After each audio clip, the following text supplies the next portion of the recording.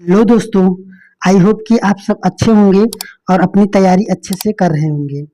तो जैसे कि हम सब सी टेट पेपर 2 एसएसटी के लिए 6 से 8 तक के एनसीईआरटी को पढ़ रहे हैं। तो आज हम सबका क्लास 6 के पॉलिटी का दूसरा अध्याय है। इसके पहले पहले अध्याय को हम सब पढ़ चुके हैं। अगर नहीं पढ़े हैं तो आप सब चैनल चैनल पर जाइए और प्लेलिस्ट को खोलकर देखिए। उसमें प्लेलिस्ट बना है पॉलिटी का अलग, जियोग्राफी का अलग और पॉलिटी का अलग। तो वहाँ से जाकर पहले अध्याय को देखिए और उसके बाद इस अध्याय को देखेंगे तो कुछ और अच्छा से आपको समझ में आएगा। क्योंकि देखिए, शीर्षक पहले अध्याय का शीर्षक क्या था? विविधता विविधता था और दूसरे अध्याय का शीर्षक है यही, विविधता एवं भेदभाव। तो आप अगर विविधता, ये जो पहले अध्याय को अगर ठीक से पढ़े रहेंगे तब जाकर इस 50% इस 50% तब जाकर इस पाठ को मतलब ये जो भेदभाव है, विविधता एवं भेदभाव, ये दोनों में कैसे है या इन दोनों का संबंध क्या है, तब जाकर आप समझ पाएंगे। तो अगर आप पहले अध्याय को नहीं देखे हैं तो देख सकते हैं। तो उसको देखने के बाद अगर इस अध्याय को देखेंगे तो और अच्छे से समझ में आएगा। बस इतना जान लीजिए। तो चलिए शुरू करते हैं आज हम सब। तो देखिए, विविधता एवं भेदभाव, जैसे कि आप इस चित्र में देख सकते हैं कि व्हील चेयर पर है कोई। यहाँ पर देखिए, कपड़े के पहनावों में भी विभिन्नता या भेदभाव देखा जा सकता है। तो इन्हीं सब के बारे में इस चैप्टर में बताया गया है। तो देखिए, शुरू करते हैं। तो लिखा है कि हम क्या हैं और हम कैसे हैं, यह कई चीज़ों पर निर्भर करता है। हम कैसे रहते हैं, कौन सी भाषा बोलते हैं, क्या खाते हैं, क्या पहनते हैं, कौन से खेल खेलते हैं और कौन से उत्सव या त्यौहार मनाते हैं, इन सब पर हमारे रहने के जगह के, जो जहाँ पर रहते हैं, भूगोल और उनके इतिहास का असर पड़ता है। तो देखिए दोस्तों, अगर ये जो मैटर पूरा है, ये मैटर पूरे पहले अध्याय से लिया गया है। जैसे हम बताए थे, जो विविधता है, विविधता में तो इसमें एक केरल था, केरल और लद्दाख का उदाहरण लेकर बताया गया था कि इन दोनों में क्या क्या विभिन्नताएं पाए जाते हैं। तो अगर आप पहले अध्याय को देखेंगे तो इस अध्याय को अच्छे से समझ पाएंगे। तो बार बार इसलिए बोल रहे हैं। तो देखिए, इसमें बताया गया है पहले अध्याय में कि विविधता में जो हमारा भूगोल और इतिहास होता है या जो वहाँ का वातावरण होता है, ये अहम भूमिका निभाती है। आगे देखिए, यहाँ पर है कि अगर आप संक्षेप में ही निम्नलिखित बिंदुओं पर ध्यान दें तो यह अंदाज लगा पाएंगे कि भारत कितनी विविधता वाला देश है। संसार में 8 मुख्य धर्म हैं। भारत में उन 8 धर्मों के अनुयायी यानी मानने वाले, अनुयायी का मतलब मानने वाले, यहाँ 1600 से ज़्यादा भाषाएं बोली जाती हैं। जो लोगों की मातृभाषा होती है, मतलब जिस जहाँ जहाँ के लोग हैं। अब जैसे बताएं, यहाँ 8 धर्म हैं और 1600 से ज़्यादा भाषा। आप 1600 मतलब 1600 की भाषा का मतलब बोले जाएंगे, मतलब जहाँ की भाषा, अब 1600 भाषाएं हैं तो अब जहाँ की भाषाएं हैं तो वहाँ के लिए वो मातृभाषा ही हुए। तो देखिए, मातृभाषा है। यहाँ 100 से भी ज़्यादा तरह के नृत्य किए जाते हैं, लोक नृत्य किए जाते हैं। देखिए, अब देखिए दोस्तों ध्यान से, क्योंकि इस जो पॉलिटी है, इस पॉलिटी में जैसे 60 नंबर में आप 40 नंबर में आप 60 नंबर का टोटल रहता है। 40 नंबर में आप जियोग्राफी और भूगोल, जो जियोग्राफी भूगोल रहता है, इनसे 40 नंबर हो जाता है। पर इसे 60 नंबर में जो 20 नंबर का पेडोलॉजी आता है, आप प्रीवियस ईयर देखकर और इसको पढ़कर फिर आप एक बार उसको मिलाना, तो देखिए जो 20 नंबर का पेडोलॉजी आता है, ये पूरा का पूरा यहीं से, अर्थात पॉलिटी से ही बना रहता है। और बहुत लोग नहीं जान पाते हैं। क्यों? क्योंकि वो ऐसे ही लाइन बाय लाइन नहीं पढ़े रहते हैं और बोलते हैं यार ये पेडोलॉजी समझ पर रहता है, ऐसे वैसे यहीं से उठाता है।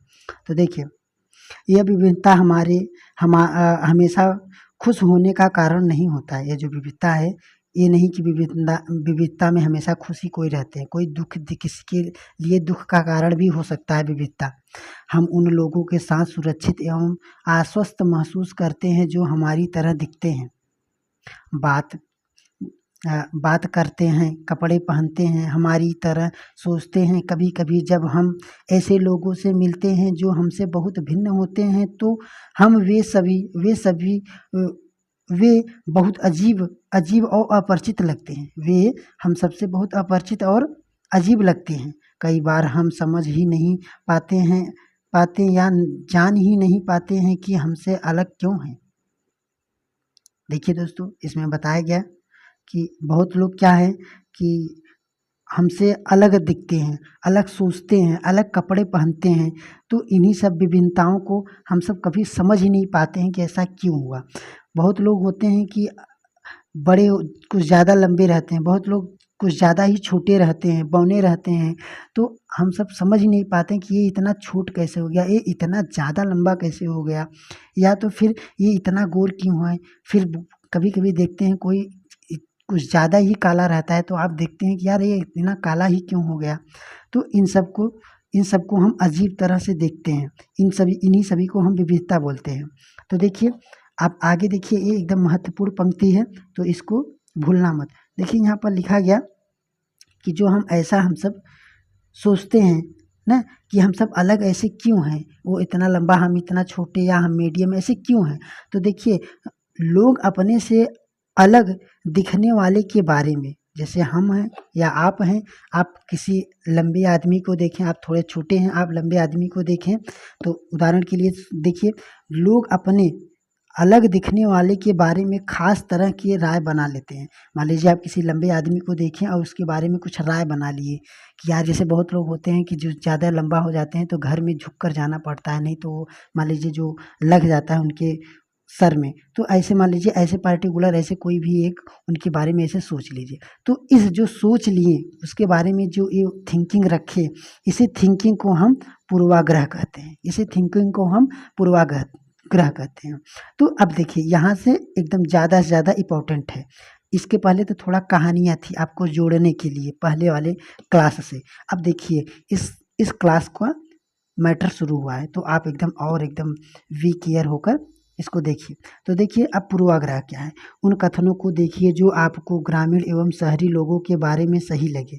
जिन कथनों से आप सहमत हैं उन पर निशान लगाइए। क्या आपके दिमाग में ग्रामीण एवं शहरी लोगों को लेकर किसी भी प्रकार की पूर्वाग्रह है? क्या दूसरे लोगों के दिमाग में भी पूर्वाग्रह हैं? लोगों के दिमाग में ये पूर्वाग्रह क्यों होते हैं? जिन पूर्वाग्रह को आपने अपने आस-पास महसूस किया है, उनकी एक सूची बनाइए। इस पूर्वाग्रह लोगों के व्यवहार को कैसे प्रभावित करते हैं? तो देखिए, अब इसमें उदाहरण भी दिया है। अब इस उदाहरण को एकदम ठीक से पढ़ना, क्योंकि इस उदाहरण से कैसे पूछेगा अभी हम बताएंगे। देखिए, पहला है ग्रामीण लोग। पहला क्या है? ग्रामीण लोग। तो ध्यान से दोस्तों देखिए, आधे से ज़्यादा भारतीय गांव में रहते हैं। आधे से ज़्यादा भारतीय गांव में रहते हैं, ये बात सही है। गांव के लोग आधुनिक प्रौद्योगिकी का इस्तेमाल करना पसंद करते हैं। मतलब जो आधुनिक प्रौद्योगिकी का इस्तेमाल करना वो पसंद करते हैं। आगे देखिए, फसल की बुआई एवं कटाई के समय परिवार के लोग खेत में 12 से 14 घंटों काम करते हैं। तो ये बात सही है दोस्तों। तो देखिए, प्रश्न कैसे बनेगा अभी हम बताएंगे, इसको ध्यान से पढ़िए। देखिए, अब ये वाला प्रश्न जैसे ये हो गया कि फसल की बुआई या कटाई के समय परिवार के लोग खेतों में 12 से 14 घंटे काम करते हैं। आगे है, ग्रामीण लोग काम की तलाश में शहर की ओर स्थानांतरित या चले जाते हैं, या बाध्य होते हैं, जाने के लिए बाध्य होते हैं। मतलब बाध्य का मतलब मजबूर होते हैं जाने के लिए। इसका कहने का मतलब है जो ग्रामीण लोग हैं वह शहर चाहते हैं। अब कोई भी मुंबई या और कहीं गया, वो क्या है, बाध्य है, मजबूरी है उसकी। अगर वो नहीं जाएगा तो उसके घर परिवार नहीं चल पाएगा, उसकी वो बाध्य है जाने के लिए। तो देखिए दोस्तों, अब प्रश्न कैसे पूछेगा। अब कथन कारक में देगा कि फसल की बुआई या कटाई के समय परिवार के लोग खेत में 12 से 14 घंटे काम करते हैं। अब यही वाला दे देगा कथन या कारक में। अब दूसरा उठाएगा यहाँ शहर के लोगों के विशेषता से। तो देखिए, शहरी जीवन बड़ा आसान होता है, यहाँ के लोग बिगड़े हुए और आलसी होते हैं। तो अब यहाँ से उठा लेगा। और दूसरा आगे विशेषता है, शहरों में लोग अपने परिवार के सदस्य के साथ बहुत कम समय बिताते हैं। तीसरा है, शहरी लोग केवल पैसे की चिंता करते हैं, लोगों की नहीं। शहरों में रहना बहुत महंगा पड़ता है, लोगों की कमाई का एक बहुत बड़ा हिस्सा किराए एवं आने जाने के खर्च हो जाते हैं। तो देखिए दोस्तों, अब प्रश्न कैसे पूछेगा, अब इस पर चर्चा कर रहे हैं। अब जैसे कि ये जो शहरी की विशेषताएं हैं, देखिए अगर इन सबको आप नहीं पढ़े रहेंगे तो कंफ्यूज होंगे। तो मान लीजिए इसको जो ग्रामीण वाला है, इसको दे देगा कि फसल की बुआई या कटाई के समय जो किसान लोग रहते हैं वे 12 से 14 घंटे काम करते हैं। और शहर की विशेषता में दे देगा, तो आप कभी अगर नहीं पढ़े रहेंगे यार कि 14 घंटे 12 घंटे कैसे काम कर सकते हैं, पर यहाँ दिया है कि हाँ करते हैं, ये बात सही है। और अगर आप वहाँ कुछ यहाँ पढ़े नहीं रहेंगे, अगर दिमाग लगाएंगे तो इसको क्या, ये पॉजिटिव है, पर इसको क्या मार देंगे कि निगेटिव। नहीं, ऐसा नहीं हो सकता यार। 7 घंटे 8 घंटे काम करेंगे, 12 14 घंटे कौन करेगा। और दूसरा है कि यहाँ पर देखा जाएगा कि जो शहर के लोग हैं केवल पैसे की चिंता करते हैं, लोगों की नहीं। अगर ये वाला अगर दे देगा तो आप कहेंगे कि यार ऐसा क्यों, क्या होता है कि बोलते हैं कि शहर वाले लोग भी चिंता करते हैं, हाँ पैसे के अलावा भी चिंता करते हैं, लोगों की भी चिंता करते हैं। पर यहाँ ऐसा नहीं है, ये बात सत्य है, इसमें ये सत्य बात है कि जो शहर के लोग होते हैं वे पैसों की चिंता करते हैं, लोगों की नहीं। आगे देखिए, इनमें से कुछ कथन ग्रामीण लोगों को अज्ञानी की तरह देखते हैं, जबकि शहर में रहने वाले लोगों को आलसी एवं सिर्फ पैसे से सरोकार या जो सत्कार करने रखने वाले की तरह देखते हैं। तो देखिए इसमें दिया गया है, इस बात को देखिए दोस्तों, एक एक वाक्य को ठीक से पढ़िए, कहानी को ही ऐसे समझिए पर पढ़िए। इसमें लिखा गया जो ग्रामीण लोग होते हैं उन्हें अज्ञानी की तरह देखा जाता है, मतलब ये अज्ञानी है, पढ़े लिखे नहीं है। जबकि शहर में जो रह रहे हैं, भले ही शहर वाले अज्ञानी ही हो, बट जो शहर में रहने वाले लोग होते हैं उन्हें आलसी एवं सिर्फ पैसे से सरोवा जाता है, सरोकार किया जाता है। जब हम किसी के बारे में पहले से ही कोई राय बना लेते हैं और उसे हम अपने दिमाग में बिठा बैठा लेते हैं तो उसे पूर्वाग्रह कहते हैं। तो इस वाक्य को देखिए दोस्तों, फिर से रिपीट किया गया है, तो इसको आप ध्यान से, तो इसमें लिखा गया है कि जब हम किसी के बारे में पहले से ही कोई राय बना लेते हैं और उसे हम अपने दिमाग में बैठा लेते हैं तो उसे हम पूर्वाग्रह कहते हैं। जैसे हम उदाहरण में बताएं कि जैसे हम समझ लें कि यार वो इतना लंबा है तो वो कैसे घर में प्रवेश करता होगा, अगर करता होगा तो लग जाता होगा, हालांकि वो अपने मैनेज करके चला जाता होगा अंदर बिना कुछ किसी हानि से, पर आप उसको पूर्वाग्रह बैठा लिए कि अगर वो जाता होगा तो लग जाता होगा, ऐसे। तो यही सब होता है पूर्वाग्रह। आगे देखिए, ज़्यादातर यह राय नकारात्मक होती है, ये जान लीजिए। अब कभी पूछ देगा कि पूर्वाग्रह क्या होती है, तो ज़्यादातर जो पूर्वाग्रह होते हैं वे नकारात्मक ही होते हैं। आगे देखिए, जैसे कि कथनों में दिया गया है कि लोगों को आलसी या कंजूस मानना भी पूर्वाग्रह है। किसी को अगर हम मान लीजिए कंजूस या आलसी मान रहे हैं, मान लीजिए कभी किसी से आप पैसा मांगे, आपको एक बार नहीं दिया, बस एक बार नहीं दिया, अब उस नहीं दिया उसके पीछे उसका रीज़न क्या था वही जान सकता है। पर अगर आपको वो नहीं दिया, बस आप उसको कंजूस समझ लेंगे, अपने दिमाग में राय बना लेंगे, अरे यार वो कंजूस है, मांगे थे एक बार पैसा नहीं दिया था।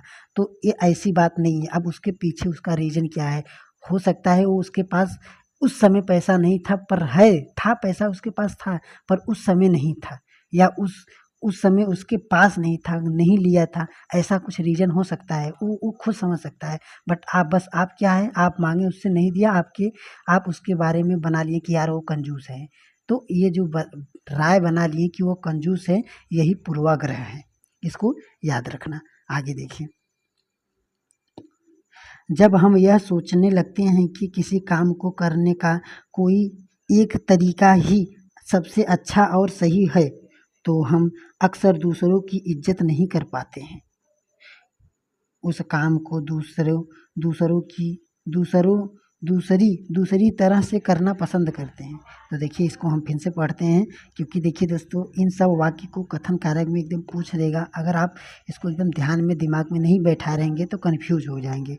जब हम यह सोचने लगते हैं कि किसी काम को करने का कोई एक तरीका ही सबसे अच्छा है, कोई एक ही तरीका सबसे अच्छा है और सही है, और वो तरीका भी क्या है, सही है, तो हम अक्सर दूसरों की इज्जत है नहीं कर पाते हैं। क्यों? क्योंकि हम जान लिए कि यही सबसे अच्छा तरीका है।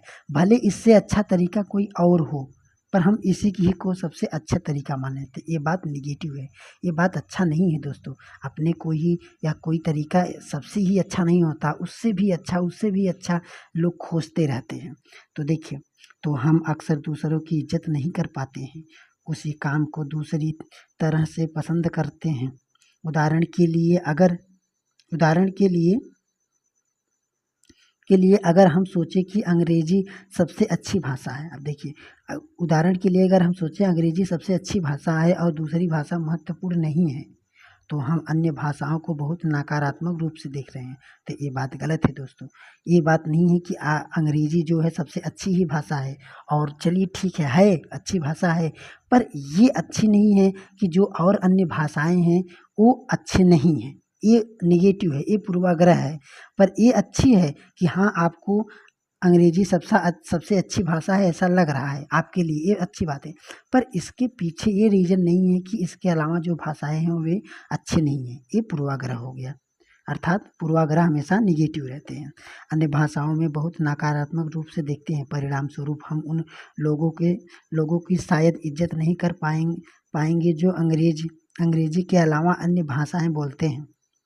देखिए, हम कई चीज़ों के बारे में पूर्वाग्रही को हो सकते हैं। लोगों के धार्मिक विश्वास, उनकी चमड़ी एवं रंग, जिस क्षेत्र से वे आते हैं, जिस तरह से वे बोलते हैं, जैसे कपड़े पहनते हैं इत्यादि, अक्सर दूसरे के बारे में बनाए गए हमारे पूर्वाग्रह इतने पक्के होते हैं कि हम उनसे दोस्ती नहीं करना चाहते हैं। इस वजह से कई बार हमारा व्यवहार ऐसा होता है कि हम उन्हें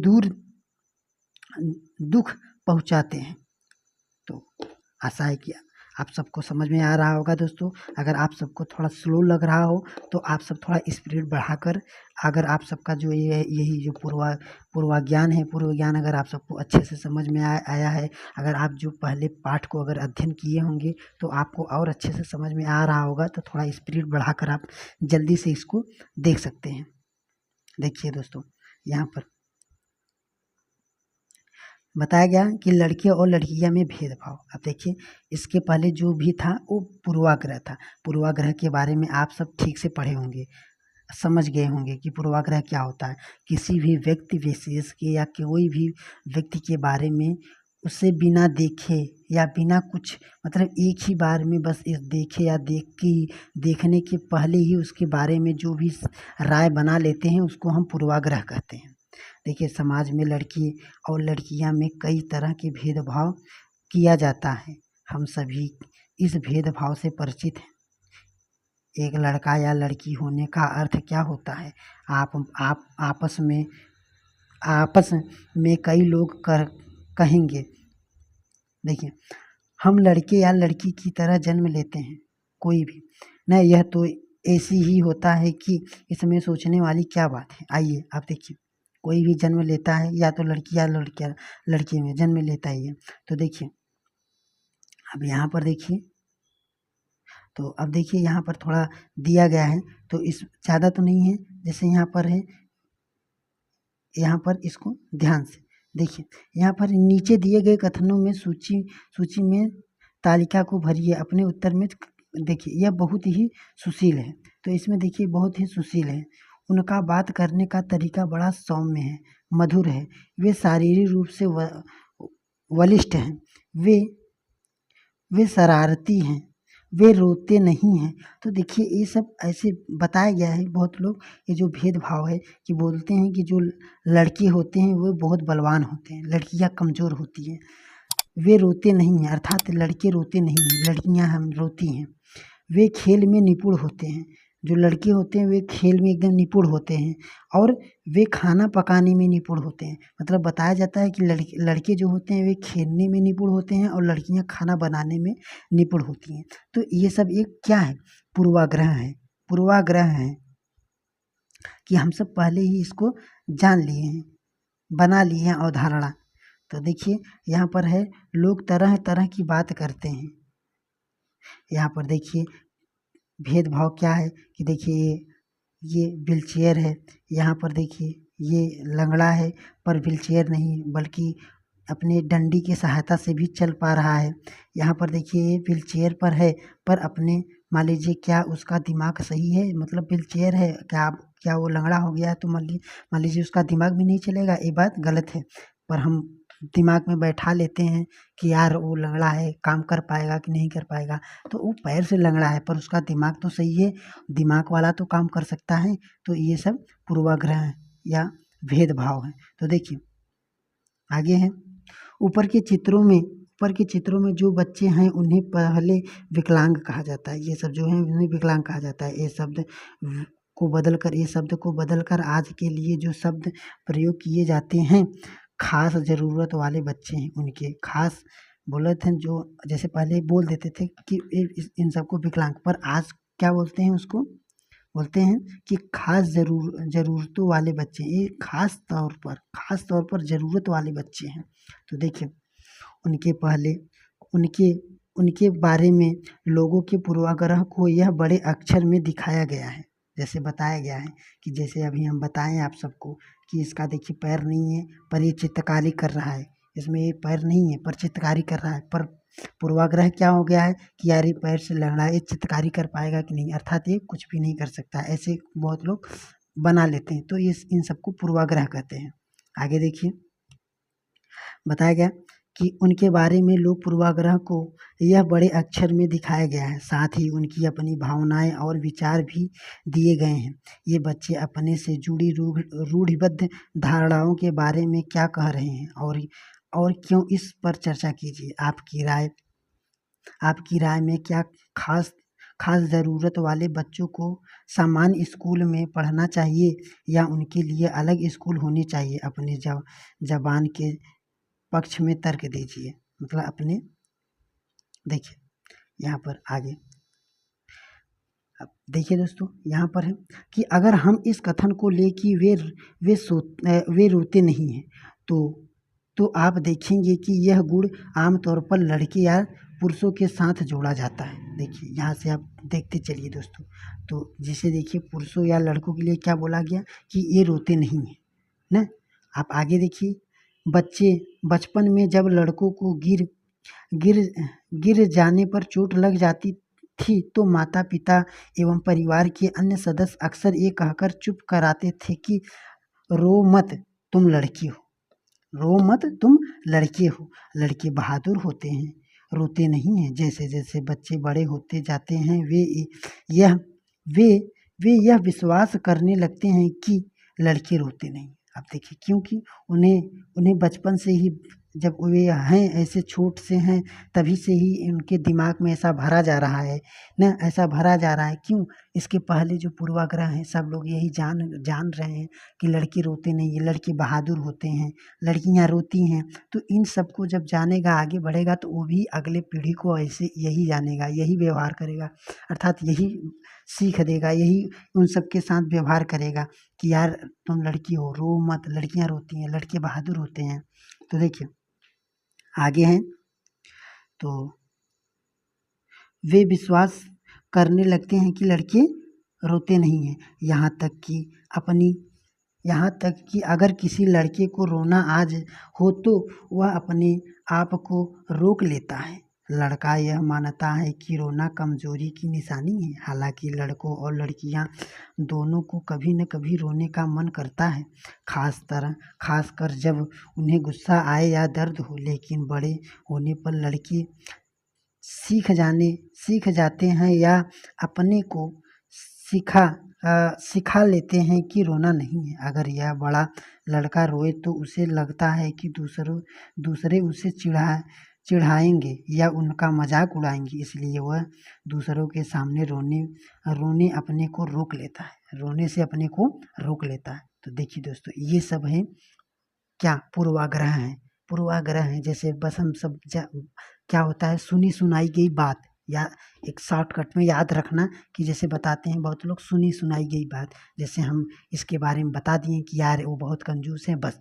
अब आप देखे नहीं उसको, बट हम आपको अगर बता दिए कि हाँ वो कंजूस है, तो आप भी एक्सेप्ट कर लिए, यही क्या है, पूर्वाग्रह है। अब समझ में आ गया होगा आप सबको शायद अच्छे से, कि सुनी सुनाई गई बात को भी हम पूर्वाग्रह दे या नाम दे सकते हैं। जैसे कि अब ये बात कोई बोला होगा कि यार लड़के बहादुर होते हैं, लड़के रोते नहीं हैं, ये क्या हुआ, एक दूसरे के अलावा एक दूसरे से बताया गया। आप हमसे बताएं, वो कोई एक दूसरे से बताए, वो दूसरे से बताए, बस यही का इसमें कोई सत्यता है, कहाँ से है, क्यों बोला, या ऐसा क्यों होता है, कोई कुछ टिप्पणी किया नहीं, बस ऐसा है, बस एक दूसरे से बताया गया है, बस इसको हम मान लिए हैं, यही सब क्या है, पूर्वाग्रह है। अब देखिए, अब इन इतनी बात को पूर्वाग्रह बोला गया। अब अगर पूर्वाग्रह आ जाए तो कभी कंफ्यूज मत होना। पूर्वाग्रह का परिभाषा ठेठ में जैसे हम बताएं कि किसी के, जैसे बताएं किसी के द्वारा सुनी सुनाई गई बात को एक्सेप्ट कर लेना ही पूर्वाग्रह है। जैसे कि फिर से बता रहे हैं, जैसे मान लीजिए हम किसी के बारे में बताएं कि वो कंजूस है, वो चोर है ना, तो आप बिना उसको परखे या बिना उसको देखे आप भी हमारी बात को एक्सेप्ट कर लिए, हाँ वो चोर है, तो यही क्या है, पूर्वाग्रह है उसके अपेक्षा। तो देखिए, अब पूर्वाग्रह हो गया। अब हमारा चल रहा है रूढ़िबद्ध धारणा बनाना। अब देखिए, पूर्वाग्रह और रूढ़िबद्ध में क्या अंतर है, इन सबको एकदम पकड़ते हुए चलना। तो देखिए, जब हम सभी लोगों को एक ही छवि में बांध देते हैं या उनके बारे में पक्की धारणा बना लेते हैं, तो उसे रूढ़िबद्ध धारा कहते हैं। तो उसे रूढ़िबद्ध धारा कहते हैं। इसको फिर से पढ़ रहे हैं, देखिए, बोल रहे हैं जब हम सभी लोगों को एक ही छवि में बांध देते हैं या उनके बारे में पक्की धारणा बना लेते हैं, तो उसे रूढ़िबद्ध धारा कहते हैं। तो देखिए दोस्तों, रूढ़िबद्ध और पूर्वाग्रह में एक ही अंतर है कि जैसे देखिए, पूर्वाग्रह क्या होता है, तो पूर्वाग्रह किसी एक व्यक्ति, पार्टिकुलर एक व्यक्ति, दो व्यक्ति पर बस सीमित रहता है पूर्वाग्रह, उनके बारे में, इनके बारे में बस पूर्वाग्रह थोड़ा बहुत। पर रूढ़िबद्ध क्या होता है, ये सभी पूरे समाज पर असर करता है, पूरे समाज पर, पूरे जाति पर, और जितना भी पूरे देश पर, ये इन सभी बातों पर ये असर करता है। ये पर्टिकुलर एक दो व्यक्तियों पर नहीं फॉलो होता है। रूढ़िबद्ध धारणा वही होता है कि ये पूरे समाज पर प्रभाव करता है। जैसे कि किसी भी सभी लोगों को, मतलब किसी भी समाज को एक ही छवि में बांध देता है कि ये इस कास्ट का है, इस कास्ट वाले ऐसे होते हैं, इस कास्ट वाले ये काम करते हैं, ये रूढ़िबद्ध धारा है। क्योंकि उसमें बहुत लोग पर्टिकुलरली आ गए हैं, उसमें बहुत लोग जुड़ गए हैं।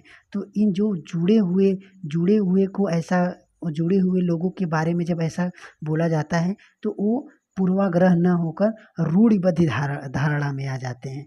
क्योंकि उसको पर्टिकुलर एक व्यक्ति के बारे में बस राय नहीं लिया गया है, उसमें बहुत सारे लोग हैं, समाज है, उन समाज के लोगों के बारे में बोला गया है। तो बस इतना याद रखना कि जो पूर्वाग्रह होता है वो पर्टिकुलर एक या दो व्यक्तियों के बारे में होता है, या उनके राय या उनके विचार को बस ऐसे निगेटिव सोच लेते हैं, उनके बारे में राय बना लेते हैं।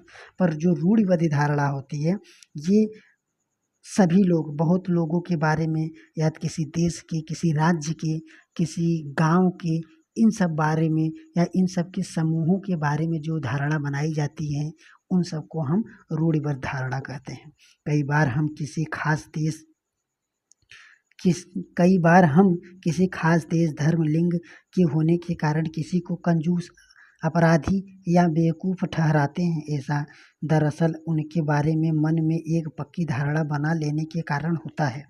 हर देश, धर्म आदि में हम कंजूस, अपराधी, बेवकूफ़ लोग मिल ही जाते हैं, सिर्फ इसलिए कि कुछ लोग उस समूह में वैसे हैं। पूरे समूह के बारे में ऐसे राय बना लिया जाता है। जैसे कि अभी हम आप सबको समझाएं कि रूढ़िबद्ध होता है कि वो जो समूह होता है, कोई समूह होता है, जैसे कि मान लीजिए कि कोई कास्ट के हैं, कोई निम्न कास्ट के हैं, कोई ब्राह्मण कास्ट के हैं, तो ये रूढ़िबद्ध धारणा है कि जो पूजा पाठ होता है वो सिर्फ और सिर्फ पुरोहित ही करा सकते हैं या ब्राह्मण ही करा सकते हैं। ये रूढ़िबद्ध धारणा है। जो निम्न कास्ट के हैं वो पूजा पाठ नहीं करा सकते, ये रूढ़िबद्ध धारणा है। ये पूर्वाग्रह नहीं है, क्योंकि इसमें बहुत सारे लोग आ जा रहे हैं। तो इन बातों को अपना ध्यान में रखते हुए चलना।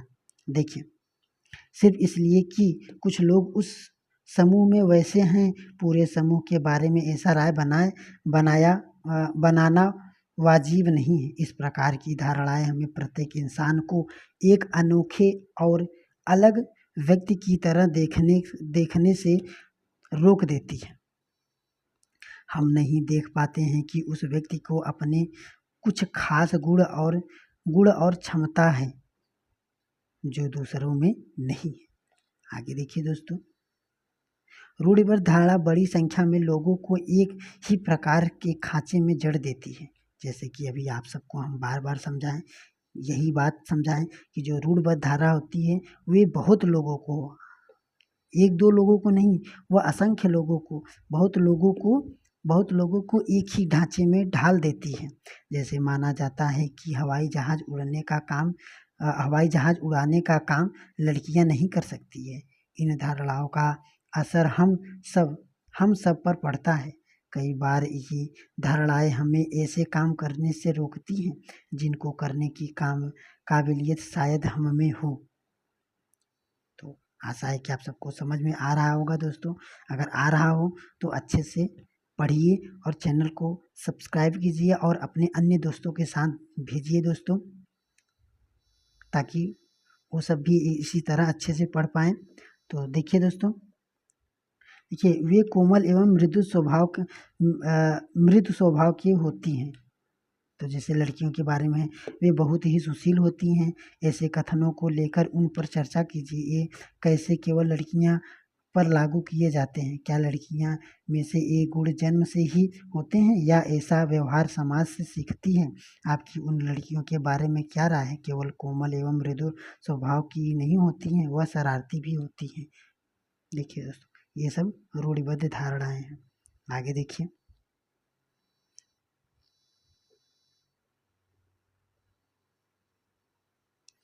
दोस्तों, यहाँ पर है, नहीं है, वह शरारती नहीं होती है। यहाँ यह तो असमानता है। बहुत लोग के पास अपने खाने, पहनने और घर की मूल ज़रूरतों को पूरा करने के लिए साधन और पैसे नहीं होते हैं। इस कारण दफ्तरों, अस्पतालों, स्कूलों आदि में उनके साथ भेदभाव किया जाता है। अब देखिए, यहाँ पर अब उसके बाद अब भेदभाव चल रहा है ना। कुछ लोगों को विविधता एवं असमानता पर आधारित दोनों ही तरह भेदभाव का सामना करना पड़ता है। यह तो इस कारण कि वे उस समुदाय के सदस्य हैं जिनकी संस्कृति को मूल्यवान नहीं माना जाता है। ऊपर से यदि वे गरीब हैं और उनके पास अपनी ज़रूरतों को पूरा करने के संसाधन नहीं, तो इस आधार पर भी उन्हें भेदभाव किया जाता है। तो अब देखिए दोस्तों, अब भेदभाव आ गया। इसके पहले हम सब पूर्वाग्रह पढ़े, अब पूर्वाग्रह के बाद रूढ़िबद्ध आए।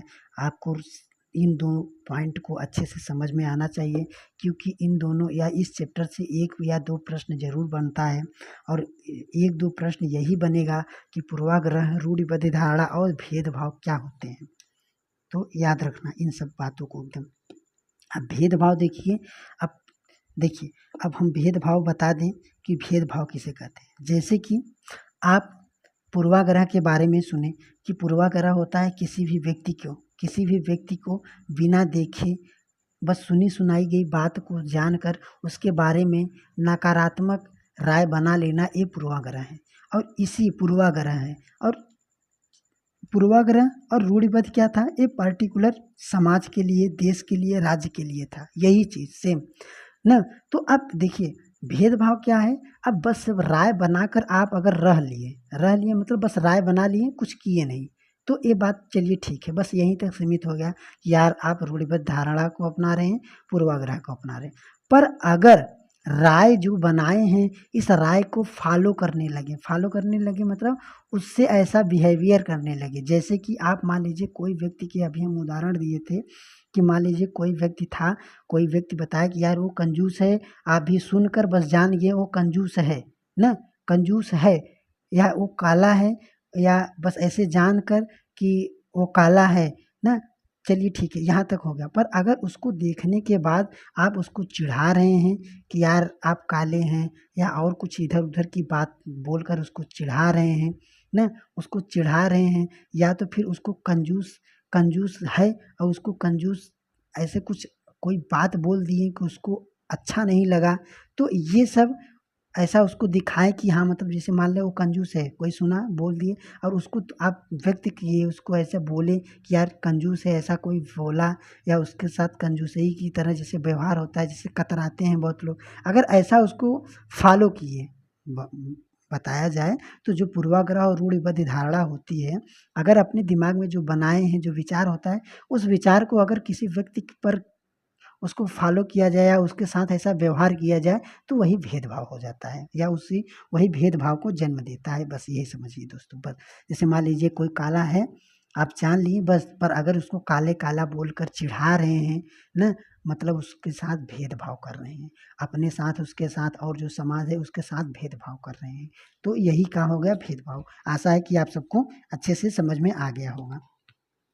तो देखिए दोस्तों, यहाँ पर यहाँ पर थोड़ा दिया गया है कि असमानता असमानता एवं भेदभाव। अब देखिए असमानता एवं भेदभाव, तो देखिए भेदभाव तब होता है जब लोग पूर्वाग्रह या रूढ़िबद्ध धारणा के आधार पर व्यवहार करते हैं। देखिए जैसे कि अभी जो हम आपको समझाने का प्रयास किए वही बात सेम लिखा गया है, तो इस बात को याद रखना। भेदभाव उसे उसे कहते हैं जो पूर्वाग्रह या रूढ़िबद्ध धारणा के आधार पर व्यवहार किया जाता है। जो बना लिए राय उसी के आधार पर अगर आप किसी से व्यवहार कर रहे हैं तो ये भेदभाव हो गया। अगर आप लोगों को नीचा दिखाने के लिए कुछ कहते हैं, अगर आप उन्हें कुछ गतिविधियों में भाग लेने से रोकते हैं, किसी खास नौकरी को करने से रोकते हैं, या किसी मोहल्ले में रहने नहीं देते हैं, या किसी कुएं या हैंडपंप से पानी नहीं लेने देते हैं, और दूसरे दूसरों दूसरों द्वारा इस्तेमाल किए किए गए कप या गिलास में चाय नहीं पीने देते हैं, तो यहाँ यह मतलब है कि आप उनके साथ भेदभाव कर रहे हैं।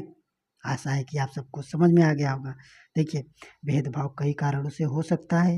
आप याद करें कि पिछले पाठ में समीर एक समीर दो, अगर आप देखिए दोस्तों, बताएं कि ये कम से कम 50% पहले वाले क्लास से रिलेटेड है, तो आप पहले वाले क्लास को देखकर इसको देखेंगे तो और अच्छे से समझ में आएगा। देखिए दोस्तों, यहाँ पर बताया गया कि दलित वह शब्द है। अब देखिए बताया गया उदाहरण के लिए कि दलित वह शब्द है जो नीचे कही जाने वाली जाति के लोग अपनी पहचान के रूप में इस्तेमाल करते हैं। वे इस वे इस बात को अछूत मानते हैं, वे इस बात को अछूत मानते हैं, अछूत से ज़्यादा पसंद करते हैं। दलित का मतलब है कि, देखिए इसको याद रखना, दलित का मतलब है कि दबाया या कुचला गया। पूछता है कभी कभी, आप प्रीवियस ईयर देखेंगे तो आपको पूछा गया है कि दलित का अर्थ क्या होता है, तो याद रखना दलित का अर्थ होता है दबाया गया या कुचला गया। याद रखना दलित के अनुसार यह शब्द दर्शाता है कि सामाजिक पूर्वाग्रह और भेदभाव ने दलित लोगों को दबाकर रखा है। सरकार ऐसे लोगों को अनुसूचित जाति कहते हैं, ये भी पूछा जाता है, इसको याद रखना। जो दलित लोग हैं तो उनको अनुसूचित जाति कहते हैं। आप प्रीवियस ईयर देखेंगे तो इसमें यही अनुसूचित जनजाति लिख देगा, तो आप कन्फ्यूज मत होना और आप जनजाति मार के चले आएंगे।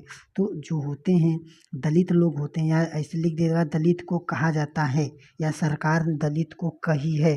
अनुसूचित जनजाति, अनुसूचित जाति, और जो होते हैं ओबीसी होते हैं, ओबीसी को हिंदी में क्या कहते हैं, और जनरल ऐसे लिख देगा तो आप कन्फ्यूज मत होता।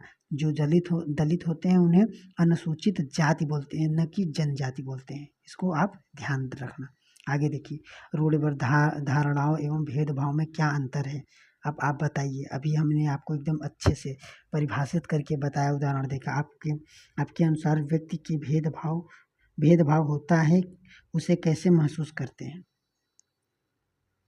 देखिए दोस्तों,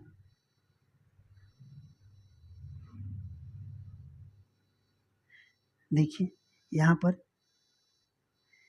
आप देखिए, भारत के एक महान नेता डॉक्टर भीमराव अम्बेडकर की जाति व्यवस्था पर आधारित भेदभाव के अपने अनुभवों के बारे में लिखा है। तो डॉक्टर भीमराव अम्बेडकर जो संविधान के निर्माता माने जाते हैं, तो वो अपने अनुभव से, क्योंकि वो भी एक दलित थे, डॉक्टर भीमराव अम्बेडकर भी एक दलित थे, तो वो अपने अनुभवों से कुछ लिखे हैं कहानी के तौर पर।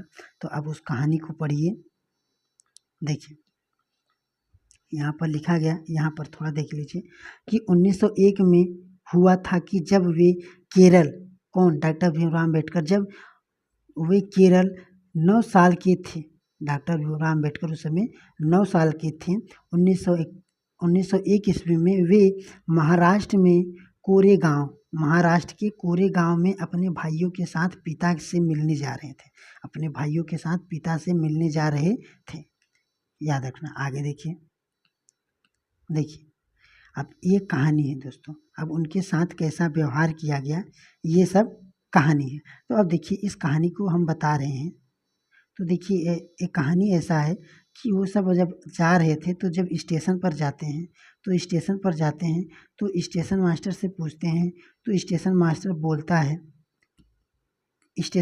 बोलता है कि हाँ, ट्रेन आने वाली है। तो उन सबको इतना नॉलेज नहीं रहता है, तो बैठे रहते हैं। हालांकि कुछ हो जाता है और परेशानियां आती हैं ना, तो अब बोलते हैं। फिर उसके बाद जब वो कुछ, जैसे अब उन सबको पता नहीं रहता है कि कौन सा ट्रेन जाएगी, कौन सा नहीं जाएगी। तो वो जब ऐसे बैठे बैठे रहते हैं, तो जो स्टेशन मास्टर रहता है, तो उस पर कुछ दया आती है। तो वो जब दया आता है, तो वो आता है भीमराव अम्बेडकर और उनके भाइयों के पास। जब वो पूछता है कि आप यहाँ क्यों आए हैं, कहाँ जाना चाहते हैं, तो वे सब जब बताते हैं कि हाँ, हम यहाँ जाना चाहते हैं, अब जाना चाहते हैं, तो ऐसा बताता है। तो वो स्टेशन मास्टर क्या होता है कि उन सबके जाति पूछ लेता है। तो जब जाति पूछता है, तो वो सब अपनी जाति को बता देते हैं कि हम महार जाति से हैं। तो जब जाति बताते हैं, तो वो जो स्टेशन मास्टर रहता है, उसका बिहेवियर चेंज हो जाता है। अर्थात मानिए, उसका जो हाव भाव रहता है, जो दयालुता लेकर आया था उन सबसे बात को पूछने के लिए, उन सबको एकदम, मान लीजिए, उनका हाव भाव चेंज होता है। मान लो तो उन सबको क्या होता है, नज़रअंदाज करने लगता है, अनदेखा करने लगता है, और अनदेखा करके फिर चला जाता है। क्यों? क्योंकि वो महार जाति के बोल दिए थे, अर्थात वो महार जाति के थे, इसलिए, बस इस बात पर। तो यही इन डॉक्टर भीमराव अम्बेडकर ने अपने कहानी को लिखा है कि कैसे वे महार जाति बताने पर अपने बिहेवियर को चेंज करके, मान लीजिए, अटपटा सा, बिना हम सबको अनदेखा करने के लिए चला जाता है। उसके बावजूद जब वो चला जाता है, तो वो जब बगल की जो बैलगाड़ी वगैरह वाले रहते हैं, उन सब के बारे में भी बता देता है। तो बैलगाड़ी वाले भी इनके डॉक्टर भीमराव अम्बेडकर और उनके भाइयों से गलत व्यवहार करने लगते हैं। गलत व्यवहार का मतलब, इन सबको जो, जैसे भाड़ा जो होता है ना, उन भाड़ा को पहली बात तो ले ही नहीं जाते हैं, मना करते हैं। और मान लीजिए, ये दुगना तिगना भाड़ा देने के लिए तैयार रहते हैं, तब पर भी वो मना ही करता है कि आप महार जात के हैं, हम आपको नहीं बैठाएंगे। ऐसा वो सब भी, मान लीजिए, इनके साथ बर्ताव करते हैं। तो यही, मान लीजिए, डॉक्टर भीमराव अम्बेडकर अपने कहानियों को लिखे हैं। तो देखिए दोस्तों, अब आज ये वीडियो कुछ ज़्यादा लंबा हो जाएगा, तो अब हम इस चैप्टर को 2 पार्ट में करेंगे। तो आज हम सब कहाँ पढ़े, यहाँ ये जो डॉक्टर भीमराव अम्बेडकर की कहानियाँ हैं, इसको पढ़ें। अब इसके अगले वाले वीडियो में यहीं से शुरू करेंगे।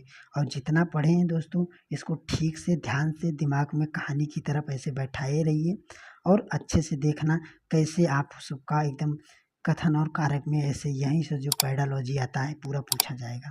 तो चलिए दोस्तों, अब मिलते हैं अगले वीडियो में।